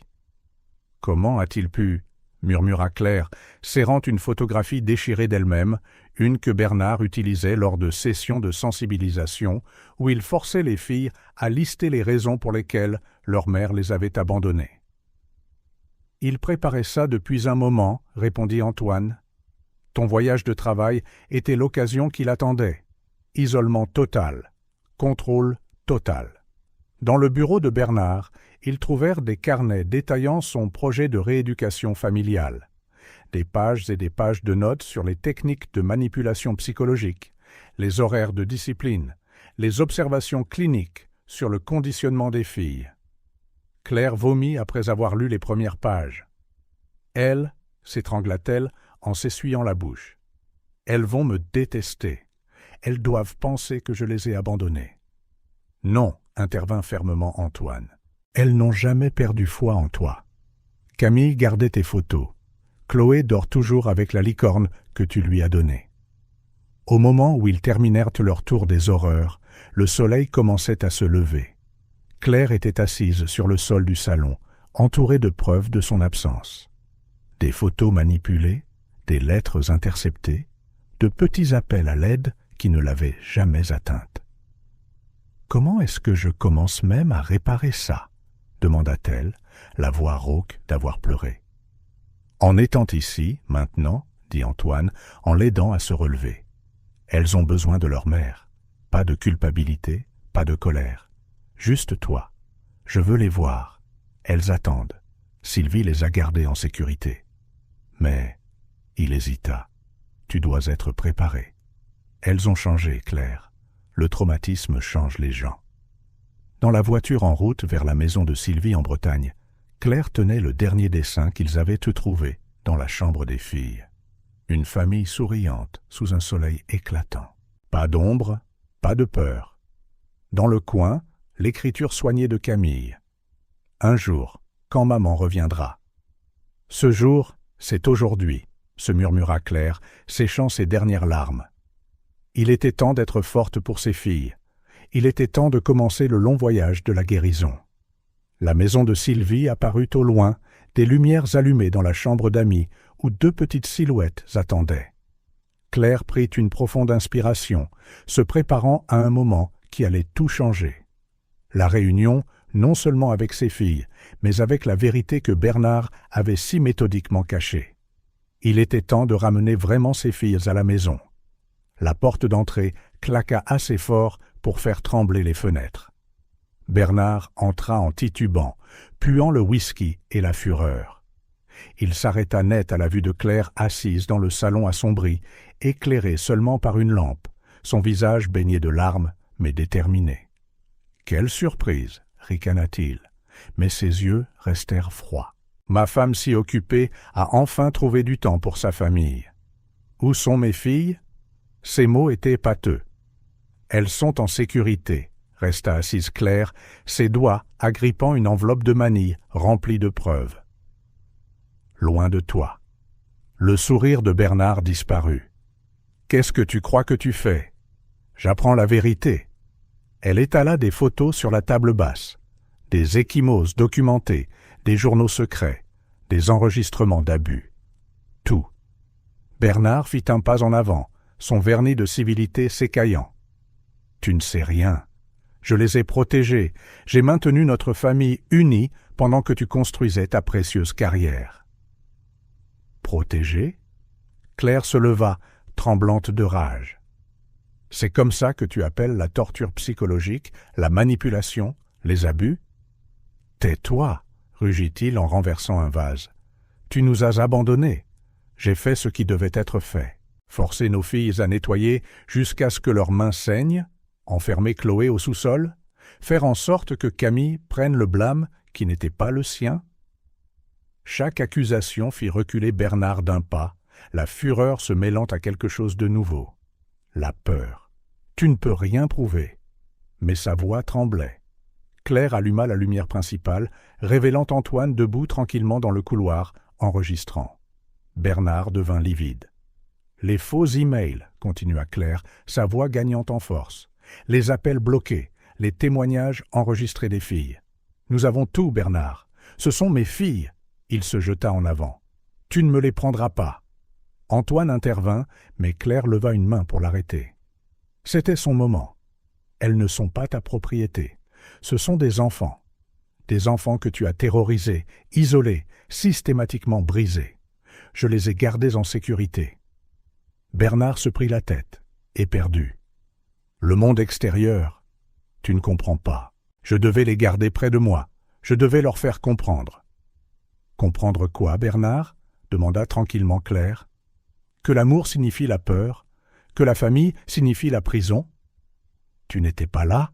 murmura-t-il, les larmes coulant. « Comment ? Tu n'étais pas là pour voir comment elle pleurait pour toi, comment elle demandait quand maman reviendrait ? Alors tu les as punis de me manquer ?» La voix de Claire vacilla. « Tu les as forcés à prétendre que tout allait bien pendant que tu les détruisais de l'intérieur. » Bernard tituba vers le mur, où une photo de famille était encore accrochée de travers. « Je les aime. Ça fait si mal ?» « Non, Bernard. Tu aimes l'idée de contrôle, de pouvoir, de domination sur 3 vies qui ne t'appartiennent pas. » Il se tourna brusquement, chargeant Claire les poings serrés. Antoine l'intercepta, le poussant contre le mur. « Ça suffit, » grogna Antoine. « La police est en route. Et cette fois, nous avons assez de preuves pour te tenir éloigné d'elle pour de bon. Vous ne pouvez pas faire ça. » Bernard se débattit. « Ce sont mes filles, ma famille. Plus maintenant. » Claire ouvrit la porte pour révéler 2 voitures de police garées à l'extérieur, les gyrophares clignotant silencieusement. « C'est fini, Bernard. Le cauchemar est terminé. » Alors que les officiers entraient, Bernard s'effondra sur lui-même, sanglotant, suppliant. Claire regarda froidement pendant qu'il le menottait, ses menaces se transformant en plaidoyer pathétique. « S'il vous plaît, pleurait-il, je ne peux pas vivre sans elle. Je ne sais pas comment. »« Tu aurais dû y penser avant de transformer notre maison en prison, » répondit Claire. « Avant de voler leur enfance. » Quand la dernière voiture de police s'éloigna, Claire laissa enfin ses jambes la lâcher. Antoine la rattrapa avant qu'elle ne tombe.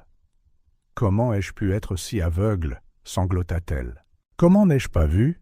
Il a trompé tout le monde, » répondit doucement Antoine. « Ce qui compte, c'est que tu es là maintenant, qu'elles ont une chance de recommencer. » Chez Sylvie, 2 filles dormaient blotties l'une contre l'autre, pour la première fois depuis des mois, sans craindre d'être réveillées par des cris ou des punitions. Coco reposait entre elles, n'ayant plus besoin de se cacher. Claire prit le téléphone et appela son avocat. Il était temps de rendre les choses officielles, de mettre fin non seulement à un mariage, mais à un cycle d'abus qui avait tant volé à ses filles. « Maître Dupont, je veux demander le divorce, et j'ai besoin des mesures de protection les plus strictes possibles. » Quand elle raccrocha, l'aube se levait. Antoine apporta 2 tasses de café, s'asseyant à côté d'elle sur le canapé. « Qu'est-ce qu'on fait maintenant ?» demanda-t-elle. « On guérit, » répondit-il simplement. « Ensemble, un jour à la fois. » Claire hocha la tête, regardant le ciel s'éclaircir. Dans quelques heures, elle irait chercher ses filles, commencerait le long voyage de la reconnexion et de la guérison. Ce ne serait pas facile, le traumatisme laisse des cicatrices profondes. Mais pour la première fois depuis des mois, il y avait un véritable espoir à l'horizon. Le cauchemar était terminé. La bataille pour se rétablir ne faisait que commencer. L'odeur des crêpes emplit la cuisine d'Antoine un dimanche matin. Camille était sur la pointe des pieds devant la cuisinière, non plus par obligation, mais par choix. Chloé, perchée sur le comptoir avec Coco sur ses genoux, balançait ses jambes et fredonnait doucement. « Je peux mettre du chocolat dans la mienne ?» demanda-t-elle timidement, testant encore les limites de sa nouvelle liberté. « Bien sûr que tu le peux, ma chérie, » répondit Claire en l'embrassant sur le front. « Autant de chocolat que tu veux. » 3 mois s'étaient écoulés depuis la nuit de la confrontation. Emménager chez Antoine avait d'abord été une décision pratique, un espace neutre, libre des souvenirs toxiques de l'ancienne maison. Mais peu à peu, c'était devenu quelque chose de plus, un véritable foyer. « Les fleurs que nous avons plantées sont en train de fleurir », annonça Camille en servant des crêpes parfaitement rondes, non plus par peur de la punition, mais pour la simple joie de bien faire quelque chose. Le jardin avait été l'idée du docteur Dubois. « Les enfants ont besoin de voir les choses pousser », avait-elle dit. « Ils ont besoin de comprendre qu'après l'hiver, le printemps revient toujours. » Les séances de thérapie 3 fois par semaine étaient intenses, mais essentielles. Camille apprenait lentement à être une enfant, à cesser de porter le poids du monde sur ses petites épaules. Chloé retrouvait sa voix, son rire n'étant plus étouffé par la peur. « Tonton Antoine » appela Chloé, du chocolat dégoulinant sur son menton. « Tu peux raconter encore cette histoire, celle de la princesse qui a sauvé le royaume ?» Antoine sourit, s'asseyant avec son café. La narration était devenue un rituel nocturne. Des contes où les princesses étaient fortes, où les monstres pouvaient être vaincus, et où les familles retrouvaient toujours leur chemin. « Tu sais ce que j'aime le plus dans cette histoire ?» commenta Camille en s'installant avec sa propre pile de crêpes. La princesse n'avait pas à faire semblant d'être heureuse. Elle pouvait être triste, en colère, effrayée, et être quand même forte. Claire déglutit difficilement, échangeant un regard significatif avec Antoine. Des moments comme ceux-ci, de clarté, de guérison, étaient précieux. Les murs affichaient maintenant de nouveaux dessins, non plus des scènes sombres et silencieuses, mais des explosions de couleurs et de vie. Le dernier chef-d'œuvre de Chloé montrait 5 personnages, elle-même, Camille, Claire, Antoine et Coco, tous se tenant la main sous un soleil souriant. « Maman » appela doucement Camille pendant le dessert. « Est-ce qu'on pourra rendre visite à papa un jour ?» La question resta en suspens dans l'air comme un lourd nuage. Claire prit une profonde inspiration, choisissant ses mots avec soin. « Si et quand vous le voudrez, » répondit-elle. « Mais seulement quand vous serez vraiment prête, et avec le soutien approprié. » Bernard suivait un traitement, purgeant sa peine dans un établissement qui combinait détention et thérapie intensive. Les lettres qu'il envoyait chaque semaine étaient soigneusement examinées par l'équipe de psychologie avant de parvenir aux filles. « Parfois, il me manque, » dit doucement Chloé. « Le papa d'avant, celui qui riait et jouait avec nous. »« C'est normal qu'il te manque, » intervint doucement Antoine. « On peut aimer quelqu'un et quand même reconnaître qu'il nous a fait du mal. » Les séances familiales avec le docteur Dubois les aidaient à traiter ces moments compliqués. La thérapeute soulignait l'importance de permettre chaque émotion, même les plus confuses et contradictoires. Cet après-midi-là, tandis que les filles jouaient dans le jardin, un son qui remplissait encore le cœur de Claire de joie, Antoine la trouva pleurant doucement sur le porche. « Elle rit, » murmura-t-elle. « Elle rit vraiment, sans peur, sans faire semblant. » Le progrès était visible dans les petits détails. Camille ne vérifiait plus obsessionnellement si tout était propre. Chloé ne tressaillait plus quand quelqu'un élevait la voix. Toutes deux apprenaient lentement que l'amour ne vient pas avec des conditions. Leur nouvelle routine avait une structure sans rigidité. Il y avait des règles, mais basées sur le respect mutuel, pas sur la peur. Les filles fréquentaient une école spécialisée pour aider les enfants traumatisés, se faisant des amis pour la première fois depuis des mois. « Regarde, maman !» appela Chloé depuis le jardin. « J'ai fait une couronne de fleurs pour Coco. » Le lapin en peluche, enfin libéré de sa cachette, était assis fièrement à leur pique-nique improvisé sur l'herbe. Camille avait fait des sandwichs, non pas parce qu'elle le devait, mais parce qu'elle voulait partager quelque chose avec sa sœur. « Je peux prendre une photo ?» demanda Claire, toujours soucieuse de demander la permission. Les filles posèrent, souriantes, les joues rougies par le soleil et leur liberté retrouvée. Antoine prit quelques photos de plus, capturant des moments de joie spontanée. Camille poussant Chloé sur une balançoire, les deux roulant dans l'herbe sans se soucier de se salir. Ce soir-là, à l'heure du bain, maintenant un moment ludique plutôt que terrifiant, Camille murmura quelque chose qui fit battre le cœur de Claire. « Je crois que je comprends enfin ce qu'est une vraie famille. Qu'est-ce que c'est, ma chérie ? C'est de pouvoir être nous-mêmes, faire des erreurs, pleurer, rire, et savoir que personne ne va cesser de nous aimer à cause de ça. » Dans la chambre des filles, maintenant décorée de couleurs vives et d'un éclairage doux, Claire et Antoine racontèrent des histoires à tour de rôle. Plus de contes d'horreur chuchotés dans le noir, mais des histoires d'espoir, de résilience et d'amour inconditionnel. Et la princesse découvrit, narra Antoine, que sa vraie force ne résidait pas dans le fait d'être parfaite, mais d'être réelle, d'accepter de l'aide quand elle en avait besoin, de pleurer quand ça faisait mal, de rire quand elle était heureuse. « Comme nous ?» demanda Chloé, serrant Coco, les yeux lourds de sommeil. « Exactement comme vous », répondit Claire en embrassant les deux filles sur le front. « Mes petites guerrières. » Plus tard, après que les filles se soient endormies, Claire trouva un nouveau dessin que Camille avait glissé sous son oreiller. Il montrait deux scènes côte à côte. Dans la première, une maison sombre remplie d'ombre. Dans la seconde, un nouveau foyer baigné de lumière et de couleurs. Dans le coin, écrit de sa main soignée, les mots « Maintenant, je connais la différence entre survivre et vivre. » Antoine la trouva à nouveau en train de pleurer, mais cette fois, c'étaient des larmes de soulagement, de gratitude et d'espoir. « Elles vont s'en sortir, » dit-il doucement. « Nous tous, » répondit Claire, regardant ses filles dormir paisiblement pour la première fois depuis longtemps. Le voyage de la guérison était loin d'être terminé. Il y aurait encore des jours difficiles, des revers, des cicatrices qui auraient besoin de temps pour se refermer. Mais maintenant, il y avait quelque chose de nouveau à l'horizon, la promesse d'une aube sans peur, d'une enfance retrouvée, d'une famille reconstruite sur des fondations de véritable amour et de compréhension. L'arôme du café fraîchement moulu et des toasts beurrés emplit la cuisine un samedi matin. Camille ajusta le tablier rose, un cadeau d'Antoine, qu'elle portait maintenant fièrement plutôt que par devoir, tandis qu'elle brouillait des œufs pour le petit déjeuner familial. Chloé, assise sur le comptoir, les jambes se balançant, dessinait dans son nouveau carnet d'art. « Regarde, maman !»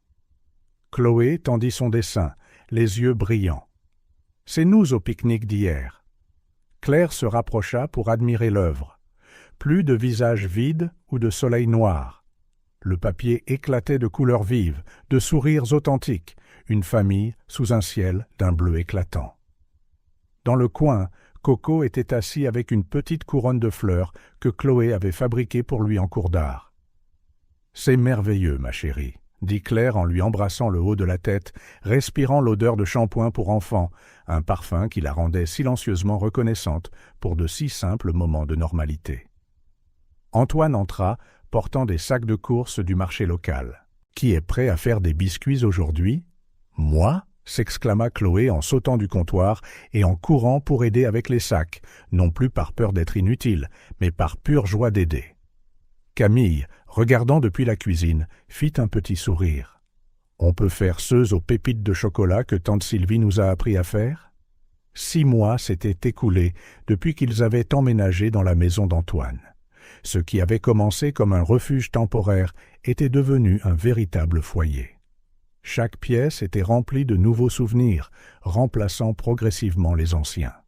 Le salon, autrefois formel et à peine utilisé, affichait maintenant les signes joyeux de la vie de famille quotidienne.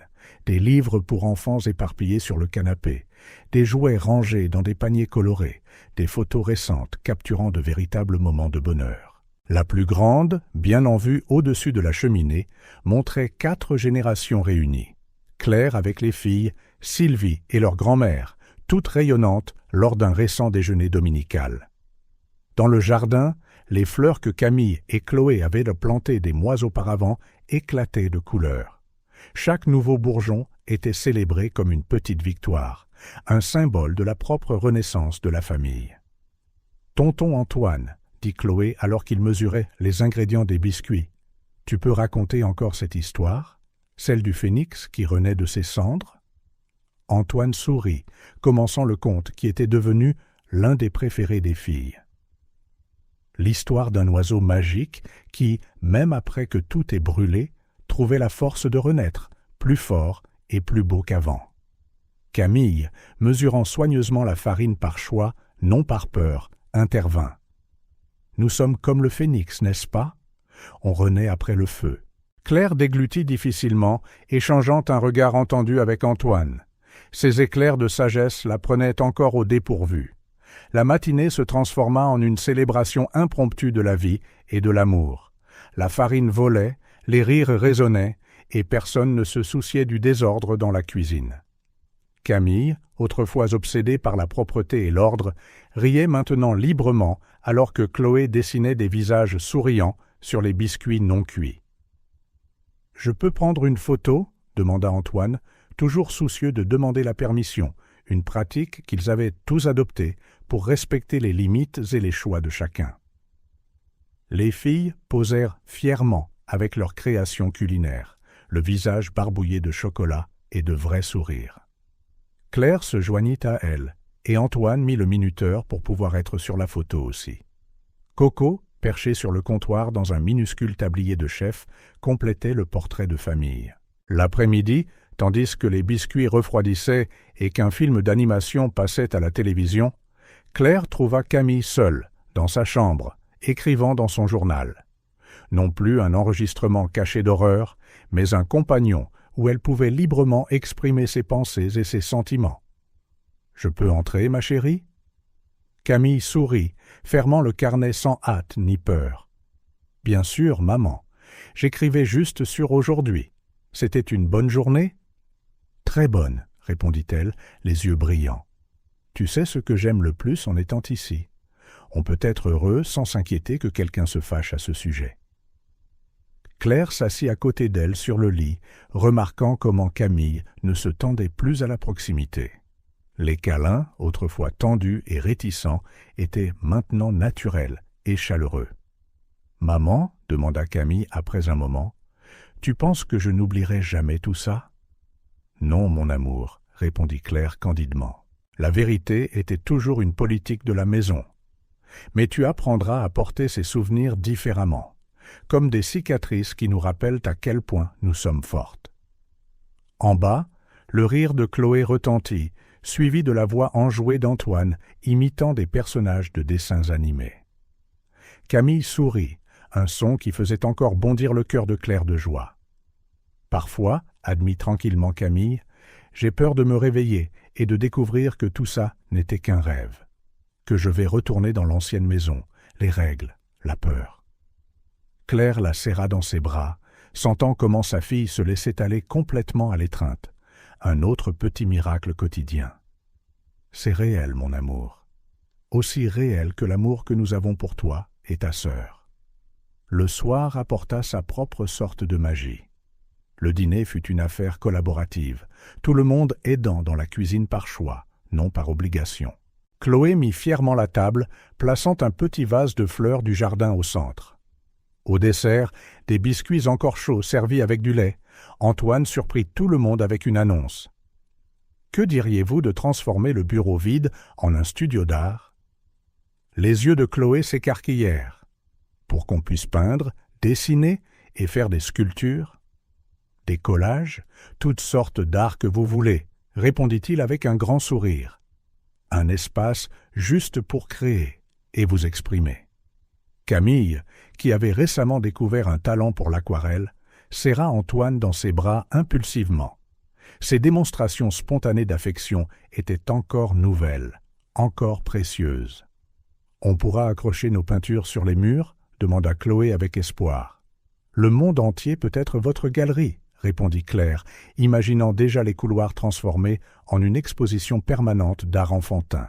Plus tard, à l'heure du bain, maintenant remplie de plaisir et de conversation, non de peur, Chloé posa une question qui prit tout le monde au dépourvu.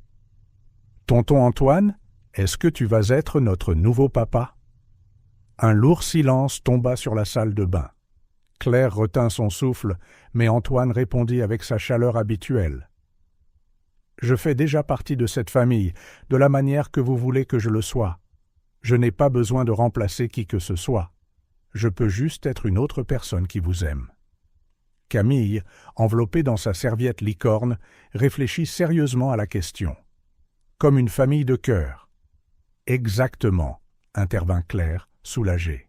« La famille, ce ne sont pas seulement les gens avec qui on est, mais aussi ceux avec qui on choisit de rester. » Au moment du coucher, tandis qu'Antoine leur racontait une autre histoire et que Claire tressait les cheveux des filles, Chloé fit une annonce somnolente. « Je crois que je veux être une artiste quand je serai grande. »« Tu peux être tout ce que tu veux, ma chérie, » répondit Claire, le cœur débordant de bonheur au simple fait que ses filles pouvaient rêver de l'avenir.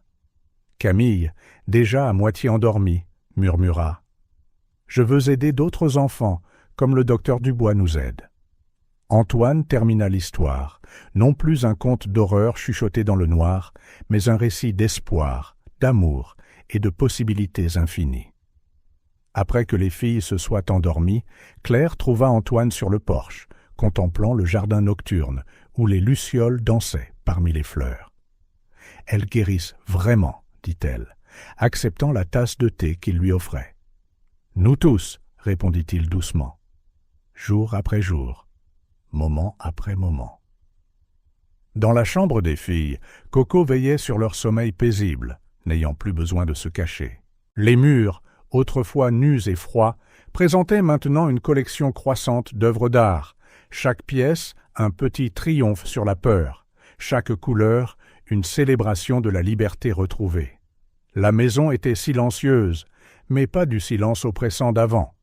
C'était le calme tranquille d'un foyer où l'amour n'avait pas besoin d'être mérité ou combattu. Il existait simplement, inconditionnel et réel. Dans son nouveau journal, Camille avait écrit quelque chose qui résumait parfaitement leur voyage. « Aujourd'hui, j'ai appris que la famille est comme un jardin. Elle a besoin de soins, d'amour et de patience. Parfois, les fleurs se fanent, mais avec assez d'amour, elles peuvent toujours refleurir. Notre famille est comme ça, elle grandit plus forte et plus belle chaque jour. » Et ainsi, sous un ciel étoilé, par une nuit sereine, une nouvelle famille poursuivait son chemin de guérison et de redécouverte, prouvant que même des cendres du passé, l'amour peut s'épanouir en quelque chose de durable et de magnifique. La salle d'audience était silencieuse lorsque le juge Peterson se leva pour rendre son jugement final. Claire tenait les mains de ses filles, tandis qu'Antoine et Sylvie formaient un cercle protecteur autour d'elle.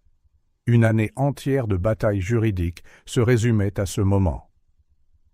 Ayant examiné toutes les preuves, commença le juge, sa voix grave résonnant dans la pièce, ce tribunal accorde la garde exclusive et permanente des mineurs Camille et Chloé Miller à leur mère, Claire Miller. Camille serra la main de sa mère, des larmes silencieuses coulant sur son visage. Chloé serra Coco plus fort. Il avait reçu une permission spéciale d'être présent en ce jour crucial. De plus, continua le juge, il est interdit au défendeur, Bernard Miller, tout contact non supervisé avec les mineurs jusqu'à ce qu'il termine son programme de réhabilitation et soit jugé apte par une commission psychiatrique. Depuis le premier rang, Maître Dupont offrit un sourire discret, organisant la dernière pile de documents qui avaient aidé à construire le dossier. Des mois de preuves méticuleusement recueillies, de témoignages soigneusement enregistrés, une histoire d'abus enfin mise en lumière. En quittant le palais de justice, le soleil d'automne peignait le ciel de teintes pleines d'espoir. Camille s'arrêta sur les marches, prenant une profonde inspiration. « C'est vraiment fini ?» demanda-t-elle doucement. « Le cauchemar est terminé », confirma Claire en serrant ses filles dans ses bras. « Maintenant, nous commençons un nouveau chapitre. » De retour à la maison, celle qui était vraiment devenue la leur, une modeste célébration les attendait. Sylvie avait décoré le salon avec des ballons colorés, et sur la table de la cuisine se trouvait un gâteau avec un glaçage rose déclarant « Notre nouvelle vie commence aujourd'hui. » « J'ai une annonce à faire, dit Claire pendant leur petite fête. L'éditeur a accepté mon livre. Tout le monde s'arrêta, des sourires s'étalant. Au cours des derniers mois, Claire avait canalisé ses expériences dans l'écriture d'un livre sur la survie et la guérison après un traumatisme familial. Renaître de ses cendres, un guide pour les familles en reconstruction, serait publié au printemps suivant. « Maman va être une auteure », annonça fièrement Chloé, se mettant du glaçage sur sa nouvelle robe. Et merveilleusement, personne ne se soucia du désordre. « Et j'ai une autre annonce », ajouta Antoine, son gentil sourire illuminant la pièce. La Fondation a approuvé notre proposition. Le « Projet Espoir », comme il l'appelait, deviendrait un centre de soutien pour les familles ayant survécu à des abus. Claire en serait la directrice exécutive, combinant son expérience en entreprise avec sa nouvelle mission de vie. « On pourra aider d'autres enfants ?» demanda Camille, ses yeux brillants d'un but renouvelé. La petite fille qui portait autrefois le poids du monde sur ses épaules rêvait maintenant d'alléger celui des autres. « C'est exactement ce que nous ferons », confirma Claire. L'après-midi se transforma en une célébration non seulement de la fin d'une bataille, mais du début d'innombrables possibilités. Dans le jardin où les fleurs d'automne dansaient encore dans la douce lumière du soleil, Camille et Chloé révélèrent leur nouvelle création, une fresque qu'elles avaient peinte sur le mur du fond du jardin. « C'est notre arbre généalogique », expliqua Camille en montrant les différents personnages. Mais pas seulement par le sang, par le cœur aussi. La fresque représentait un grand arbre avec des racines profondes et des branches s'étendant pour inclure diverses personnes. Claire, Antoine, Sylvie, les grands-parents et même Coco avaient une place spéciale parmi les feuilles colorées. « Et cet espace vide ?» demanda Antoine, remarquant une branche sans nom. « C'est pour les gens que nous rencontrerons et aimerons encore », répondit Chloé, avec la simple sagesse d'un enfant dont le cœur apprenait à s'ouvrir à nouveau. Ce soir-là, après le départ des invités et le retour au calme de la maison, Claire trouva ses filles dans le nouveau studio d'art. Camille peignait à l'aquarelle, son talent s'épanouissant sous la direction d'un professeur encourageant, tandis que Chloé cousait une nouvelle tenue pour Coco. « Maman » appela Camille en montrant sa dernière peinture. « J'ai peint notre phénix. » L'oiseau majestueux de la peinture s'élevait de flammes dorées, ses ailes déployées, non pas dans le désespoir, mais dans la célébration. Dans ses plumes multicolores brillaient les reflets d'une famille renaissante, vibrante d'espoir. « C'est pour le centre de soutien, » expliqua-t-elle, « pour que d'autres enfants sachent qu'ils peuvent voler à nouveau aussi. » Claire embrassa sa fille, s'émerveillant de sa capacité à transformer la douleur en beauté, la peur en espoir. « Tu sais ce que j'aime le plus chez le phénix ?» demanda Chloé en levant les yeux de son projet de couture. « Il ne vole jamais seul. Il y a toujours d'autres phénix autour. Comme notre famille, dit Antoine depuis le seuil, portant du chocolat chaud pour tout le monde, une nouvelle tradition pour les soirées spéciales. » Assis sur le sol du studio d'art, entourés de créativité et d'amour, ils partagèrent leurs espoirs pour l'avenir. Camille parla d'étudier la psychologie de l'enfant. Chloé rêvait d'entreprises artistiques. Claire et Antoine échangèrent des sourires entendus, déterminés à faire tout ce qu'il faudrait pour nourrir ses rêves. « Il y a quelque chose que je voulais demander, » dit Antoine, après un moment. « Si vous me le permettez toutes, j'aimerais faire officiellement partie de cette famille. » Sa demande flotta dans l'air comme de doux flocons de neige, douce, pleine de promesses. « Tu es déjà notre famille, » répondit Camille la première, les yeux brillants. « Mais maintenant, ça peut être sur papier aussi ?» demanda Chloé avec espoir. Claire regarda l'homme qui avait été son port d'attache dans la tempête, qui avait aidé à reconstruire non seulement une maison, mais un foyer. « Oui, » murmura-t-elle, des larmes de joie s'échappant. « 1000 fois oui. » Plus tard, après avoir couché les filles, qui ne craignaient plus l'obscurité, mais s'endormaient dans des rêves colorés, Claire trouva un nouveau dessin de Chloé.